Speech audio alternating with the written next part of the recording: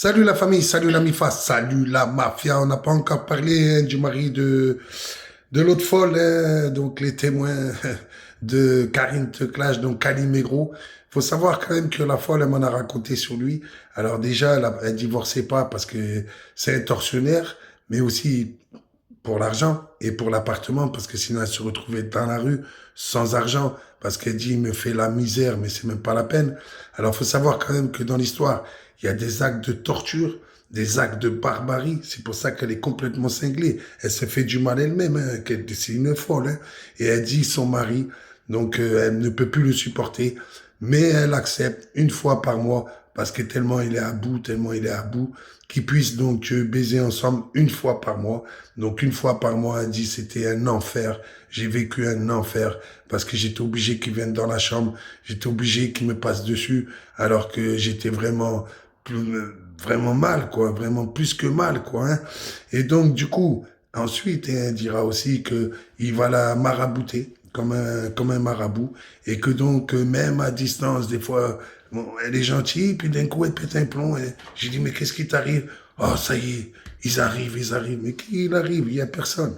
Ah si, ils arrivent, ils vont me violer encore à distance, ils vont encore me chier dessus, ils vont encore me pisser dessus. Et Calimero, qui n'a honte de rien, hein, avec sa nouvelle chaîne, hein, qui veut me faire du sale. Mais quel sale tu vas me faire? T'es un lâche, tu t'en prends aux femmes, tu leur chies dessus, tu leur pisses dessus. Elle m'a raconté, tu lui mettais des putains de gottes dans le huc. Et c'est pour ça qu'aujourd'hui, elle s'est fait opérer. Quand la dernière fois, vous avez dit qu'elle était en soins intensifs. C'est des conneries. Elle est partie enlever les fils de son cul parce que c'est ça qui lui arrive. Et c'est une pauvre femme, c'est vrai, d'entrée.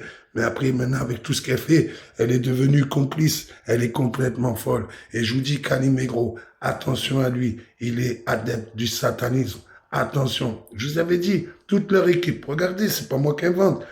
Stéphane, athée. Ensuite, Patrick, athée. Karine, athée. Sylvie, athée. Calimero, athée. Alors bien sûr, tous les athées ne vont pas chez Satan. Mais pour vous dire quand même, il y aurait pu avoir deux, trois croyants dans l'histoire, quoi. Hein, mais non, hein, qui se ressemblent, s'assemblent. Et aujourd'hui, on a affaire à une putain d'équipe de pourris qui raconte n'importe quoi. Calimero, c'est quand tu veux. Arrête de faire le voyou sur ta chaîne YouTube. T'es une merde qui s'en est pris à ta femme. Des actes de barbarie, de torture. Et aujourd'hui, t'es défendu par Karine Teclage, la grosse lopsa de service.